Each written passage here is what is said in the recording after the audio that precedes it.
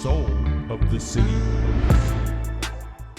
What is going on, St. Louis City fans? My name is Riley. Today is March the 23rd. I'm here with Ian, Jonah, and today we are talking about the upcoming game in Salt Lake City against Real Salt Lake. Guys, what do we think? It's Real Salt Lake.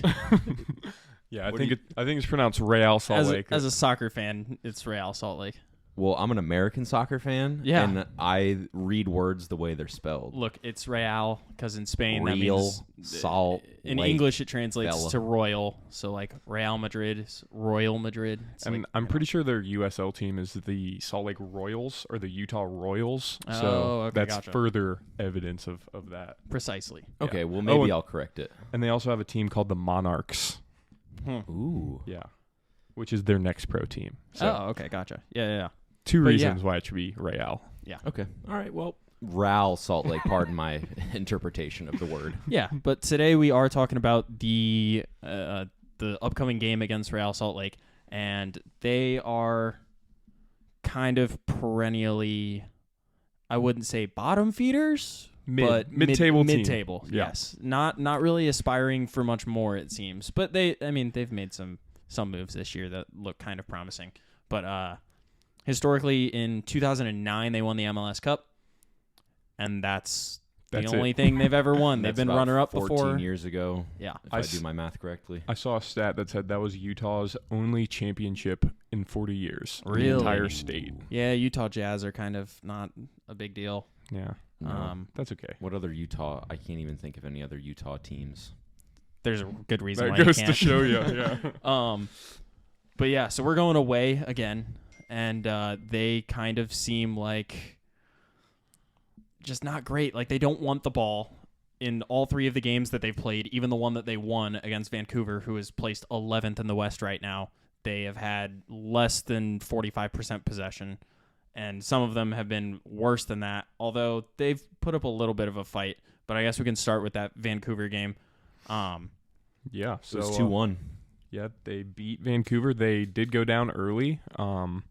So, they had to come back, which kind of shows that they're, at least decently mentally strong, you would say. But yeah. I mean, It was in Vancouver as well. We checked out those highlights. yeah. Vancouver does play on turf, which we absolutely despise. I think there's more than 5 teams that play on turf, dude. Yeah. Horrible. I think there are, because I know Atlanta for possible. sure plays on turf because they play at Mercedes-Benz. So, Yeah. But besides the point, they did end up beating Vancouver, and Vancouver's not that good, though. Let's be fair. Vancouver will probably be in like the bottom 3 of the West, which it is what it is. We'll get to play them and hopefully beat up on them. Their next game was against Austin? Seattle. No, they played Seattle next. That's right. And they lost 2-0 in that game. And they let Jordan Morris score, Yeah, which is kind of an embarrassment. Yeah. God, Embarrassment I hope to he your doesn't club. score against us, bro. Currently, we're that would be a fast forward to Seattle game, which is still a ways away. But so we're talking about Salt Lake. Never mind. Yeah, but I mean, they didn't have the ball at all in that game. They didn't look dangerous at all in that game. They don't really look dangerous at all in any like meaningful way unless the ball is just kind of like pinging around the opposing team's box. They play kind of counterattacking. I'd say that one of their players to watch out for is Krylak, Damir Krylak. And he's one of their midfielders that has kind of been a mainstay in their team. I believe he's got a goal this year, and I think in 2019 and 2018 he was their top scorer from midfield, so he can hit him. But Yeah. not a whole lot of danger outside of that, I wouldn't say. Yeah, definitely not. The other guy who I did see, at least in the highlights, put on some decent skillful plays was Savarino. Yeah, I think he looked all right. he's their only designated player. They only have one. Interesting. Yeah. Really? I don't know why you would opt to have one designated player. Is Real Salt Lake just like broke? Do they not have My any theory money? is that they don't have players that are worthy of exceeding the salary cap. That's my personal theory. That's a good theory for St. Louis City fans. Definitely. Yeah. I mean, they've been 7th the last 2 years straight, and they made the playoffs in both of those years because, 7th is, I think they made playoffs scraping by. 4 of the last 5 years. Yeah, in 2020, which was the COVID year, they were 11th. But I think previously they've made the playoffs every single year, which, I mean, it's something, but it's not. Yeah. Like, You got to respect it. yeah, and last year they went in to the playoffs, played Austin first round, tied them 2-2. And they've, as you're about to see from the 2021 performance, they do play these teams kind of close. It's surprising, but they lost after Pens in 2022, and then in 2021 they played Seattle Sounders first round, 0-0 draw, beat them 6-5 on Pens, 2-1 win over Kansas City, and so then they made it to the Western Conference Finals where they lost to the Portland Timbers 2-0. So for being a 7th place team, mid, that's pretty good performances in the Cup, but they've only ever been runners up to the Supporter Shield one time. So they've never been a top tier, constantly winning team. One thing that they definitely have going for them is they are hard to beat at home. Yeah. I think what was the stat? Yeah, I have that stat. So since 2008 when they built their new stadium, they have won 154 games, lost 49 and tied 66. So they have almost a 70% winning percentage, which is kind of insane if you think about it. They've only lost 12% of the time at home. And part of that might have to do with the altitude, I'm thinking. Yeah. I looked it up and it's about 4,000 feet above sea level higher than St. Louis. Okay. Which is definitely an adjustment the players will have to make. So That's why Colorado's the hardest place to play. Yeah, it's kind of interesting to see how our high press will be impacted by the altitude. Yeah, I feel like that is specifically noteworthy in soccer because you're running so much. Running. I wonder if Carnell broke out any of those. I don't know if you guys have seen those masks that they'll put on that restrict how much air you're getting. I wonder if Carnell had them wearing those in training this week because as we've seen so far for St. Louis City, I mean, we can go out of town and get a result. That doesn't seem to be an issue for us. But altitude is something that's absolutely gonna play a factor. So yeah, absolutely. We'll have to see. To be fair, the Salt Lake podcasters that I listened to said that they were pretty nervous for this game. They expected a loss, is what they were saying. Yeah. But we'll see. Yeah, I mean, the one game that was their saving grace. They've only played 3 games. They had a bye, which I guess is a product of having 14 teams in each conference. You just have some weeks where you're off. Doesn't one have 15? Yeah. Yeah. Oh, I think that's why there's a bye. Yeah. That's why there's a bye. They did have 60% possession against Austin and ended up losing 2-1. And that game is I don't know. It was kind of crazy. Their goal was not good. It was pinging around the box after a corner kick and poked in. Austin scored 2 wonder goals, one of which I wonder how the keeper didn't save it. That's why it's a wonder goal. But the first one was horrible, disgusting shot. Left foot, Gallagher, cutting in. And that's his weak foot too. He just curls it. It's bar disgusting. down, right? Yes, it was so nasty. But that second goal, you definitely would think that the Salt Lake keeper does more. He's the ball is coming in on the left-hand side if you're the attacking players, and you can see the keeper on the opposite side of the goal. Near post shot comes in, and he's at the other side of the goal. So maybe something that we can take advantage of. And it's not like the ball was very far away from the post. He gets a hand on it too. Yeah. Yeah, and just guides it into the corner. Yeah. And I think that was Owen Wolf, which is one of their homegrown prospects. I know that we hype that up a lot, so we can give them a shout out on that. It's a goal. Can't take it away from Can't take it away from them, and that's a win too against what I would consider still a top team in the West in Austin. Yeah. But they just don't seem that threatening. I think the only player that I would consider a threat other than from a dead ball or something that just pings around Krylock, he's kind of an issue, but I would say that they made a new signing over this summer. His name is Carlos Andres Gomez. He is Colombian. He's 20 years old. They paid $3.5 million for him, which is like kind of a big transfer spend in the MLS. He's from Millonarios, which is the one of the teams in the Colombian top flight. And he looks kind of dangerous. If you go watch those, I think it's the Seattle Sounders highlights. There's one where he like turns some dude inside out with a nasty like kind of Cruyff turn and then blasts it way over the bar. So it's kind of raw still. He's only 20, but he's got some pace, and that's always an issue. Yeah. Well, we were semi-fearful for Ebabise. I wasn't as fearful for him as I was with Espinoza. Okay. It seems like Ebobisse is just kind of like he can create a little for himself, but like Espinoza does all the creative work, and he kind of just finishes it off. We're just out here trying to like compliment, be like, oh well, you know, this player is gonna look terrifying. Oh, this guy's look, and it's like just St. Louis City just don't 3-0. care. They don't care about what we have to say. They just go out there and do their job. So I mean, yeah, they haven't looked great this year. They are not confident, even though they're at home, which is like their kind of like staple ground. If they're winning 70% of the games that they play there, I would consider that a difficult test, regardless of who it is. And they have a lot of like fan attendance too. They have a lot of season ticket holders, I read, and it really is kind of like a home field advantage. Not only the altitude, but fan experience as well. Yeah. So, yeah. St. Louis City doesn't care about the fans. They only care about the fans that are cheering for them, and they absolutely adore those fans. Otherwise, you won't see them bothered by anyone screaming at them. If we don't care about the fans, who do we care about? You just asked me an extremely existential question that I don't know the answer to. Yeah, fair enough. I think we only care about winning, which is you know, it's a good thing. It's a good thing to care about. Yeah, it's a good thing to care about, especially being 4-0, top of the league, making history. Top of the league. You know, it's the kind of our absolute thing. best team in the West. Oh my goodness. Yeah.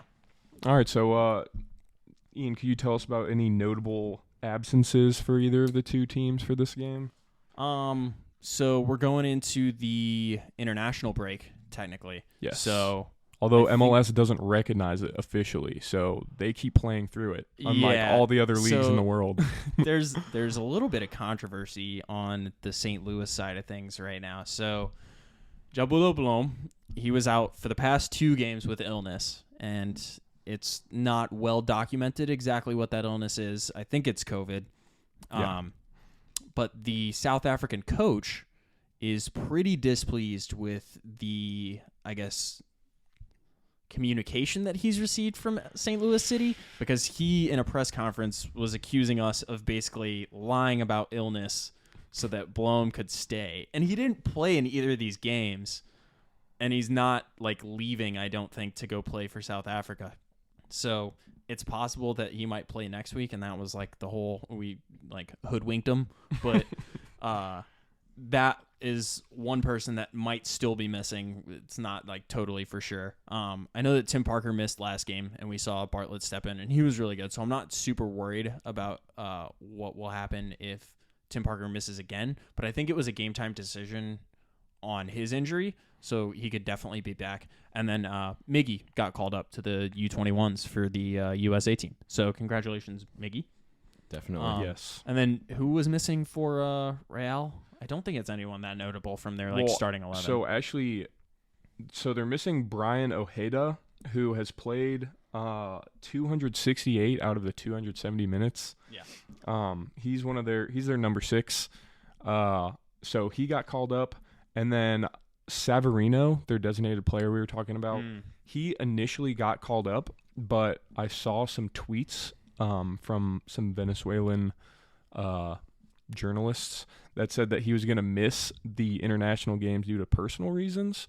So it's kind of unclear if he's going to be able to play for Salt Lake, or if those personal reasons are going to keep him out of that game as well. What kind of personal reasons are we talking about? Is this like Ja Morant waving a gun at the strip club kind of personal reasons? Maybe. I really don't know what he was doing. No details have surfaced. No yet. making assumptions until we know. Yeah. One other St. Louis player I think we forgot to mention is Kyle Hebert is going to be out. He was called up to the Canada national team. And Hebert, I think we mentioned this in some earlier episodes, Hebert has played all but 4 minutes between STL City 2 and the main city squad. So wow. He will be missing for this game, which may see Josh Yarrow come in if maybe Tim Parker still is out with the groin injury. Yeah. So, a Bartlett Yarrow center back pairing would be. I won't say that I'd be afraid of it, but these are two guys who haven't played together very much, so it could be concerning. I also saw some reports from Tom Timmerman and some other St. Louis reporters who are at training today. So they said Parker and Blom were both training separately from the team, but they were getting a full training session in, so they kind of thought there were some game time decisions again. And they asked Carnell about the center back situation, and he said that Jonathan Bell, he recently played with City 2, and Carnell said that he could play 90 minutes, and kind of going into the season, he was expected to be our third center back option. So he's an option there. And then Carnell also said Selmir Pedro could play center back, which I didn't know that he's ever played that position before. I didn't either. I think I would rather see. I mean, he's more of a Pedro's on fullback, the right. Yeah. No. He's on the left. He's on the left and would take over for Nelson. Okay. I don't know. Nelson. I was gonna say Nerwinski could slide in if Pedro can play on that right back because Nerwinski's a little bigger. Like he's got some more stature to him. But I don't know. That does scare me a little. If we don't have Parker or Hebert, I feel like we don't have like that defensive kind of leader back there.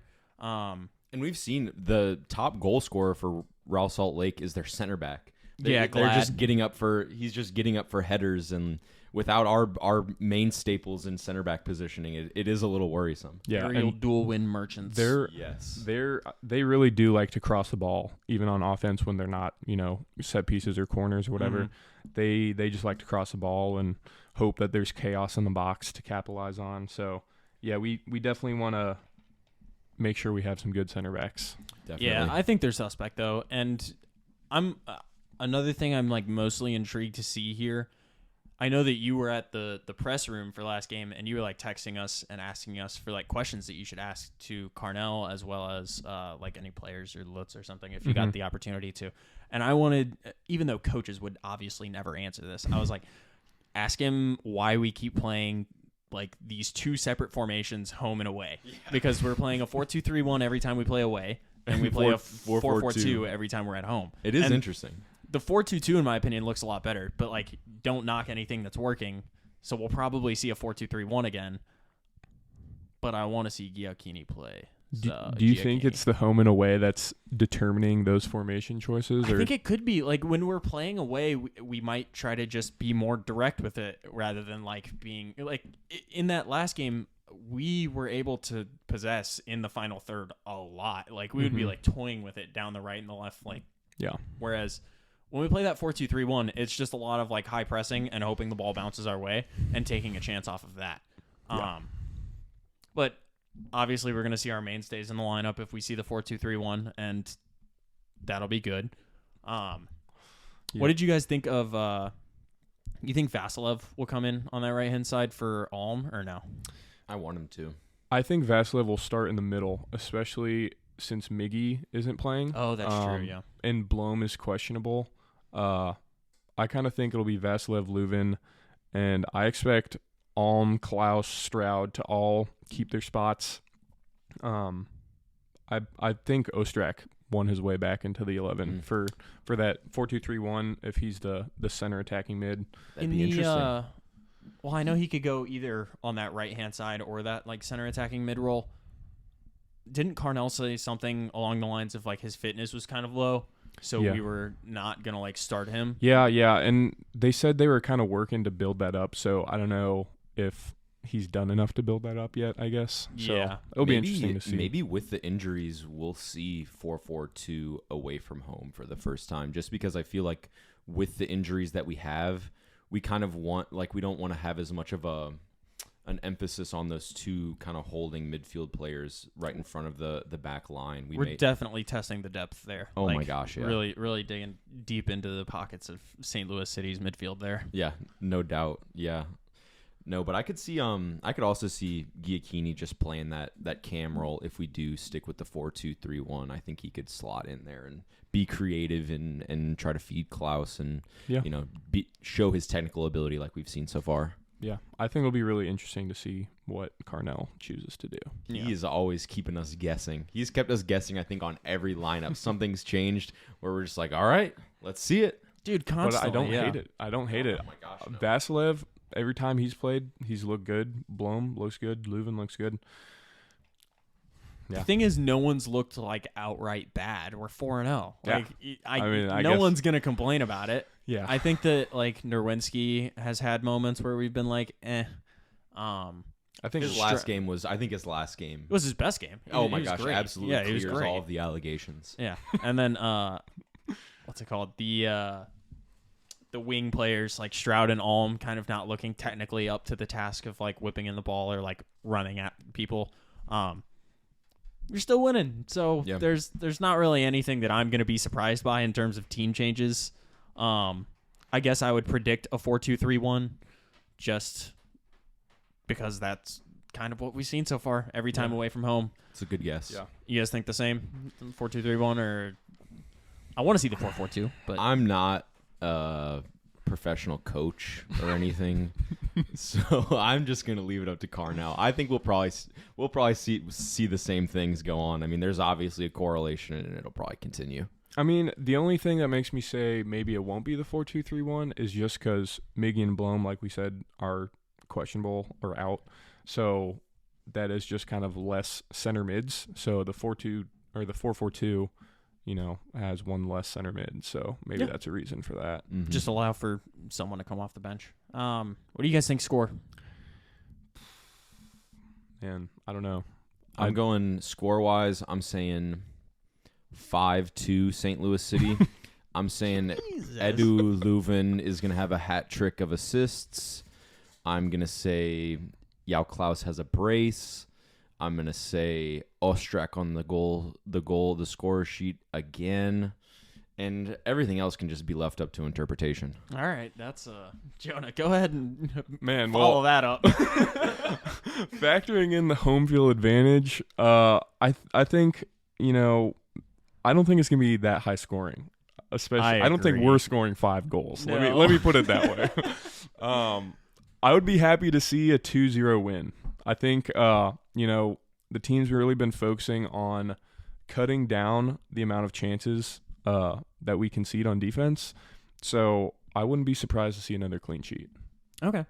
I kind of agree. I think 2-1. I feel like they'll get something scrappy, and it might be another come from behind kind of away win like we've been doing so far.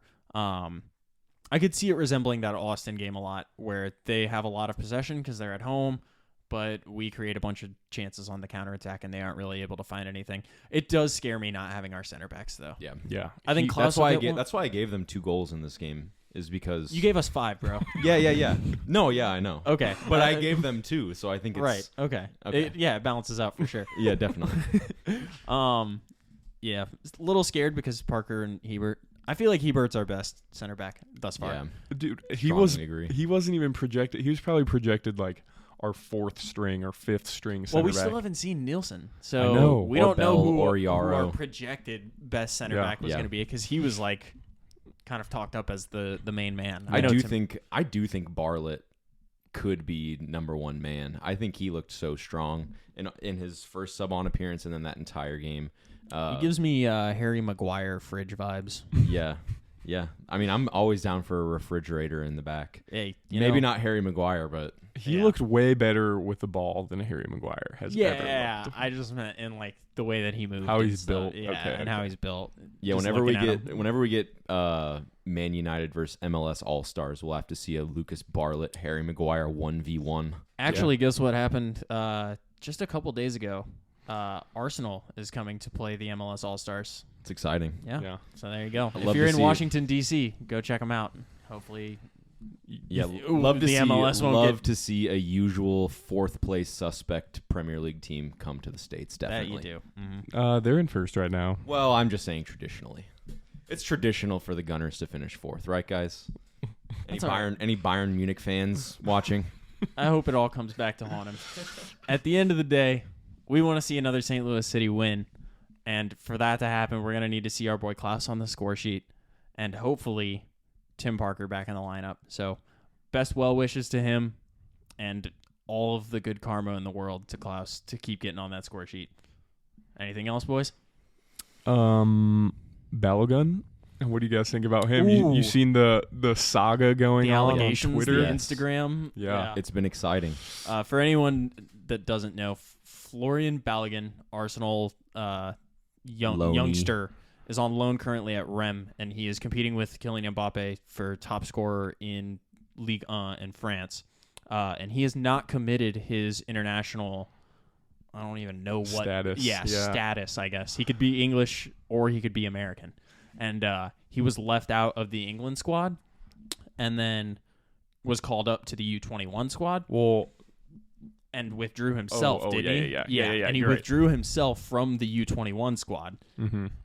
And then he posted something on Instagram along the lines of "Go where you're appreciated" or something like that. And so now he's got roughly 2,000 Americans commenting a bunch of American flags and like chants about him under his Instagram posts. There's also, in addition to all of that, so that's all true.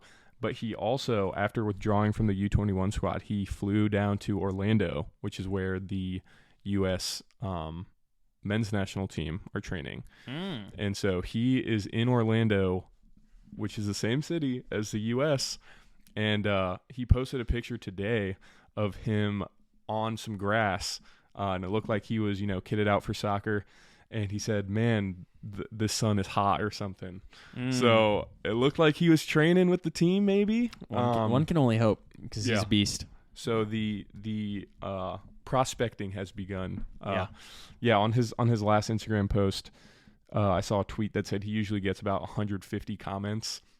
But on this last one, he had 2,000 comments, and 99% were just people commenting the American flag and bald eagles. Yeah, come home. Yeah. And not the England. It's coming home. Yeah. Come home, American flag emoji. Now he'd be a great addition to the U.S. national team. Final thing on the agenda today, there's a really cool event coming up next Thursday, March the 30th, that we will be in attendance for. It's Let's Talk Soccer in St. Louis. There's going to be the author of Soccer Made in St. Louis, Dave Lang. We're going to have the head men's coach at Southwestern Illinois College and the match day analyst for St. Louis City SC, Lindsay Kennedy Eversmeyer. They're all going to be there. We've been invited to be guest hosts at the event, so we're going to be there. It's located at 9640 Clayton Road. Should be really cool, especially if you've been following the St. Louis, Kansas City podcasting saga. This will give you all of the historical context on St. Louis soccer that you'll ever need to shit talk any Kansas City native who claims America's soccer capital. Yeah. We don't have to go any further than that. If you want more tea on that situation, just check Twitter. Our Twitter specifically. I think First Touch 314 on Twitter. Yeah, I think Riley's been going pretty hard in the replies there. So thank you all for tuning in. Wish nothing but the best for the boys against Real Salt Lake, and make sure you tune in for the post-game analysis this Sunday after we get a dub. Get it in, City. Let's go, City. Thank you for watching this episode of Soul of the City, brought to you by First Touch Media and Anchor FM. Make sure to check us out on YouTube at First Touch Media, and all of our socials are at First Touch 314. Thank you for watching.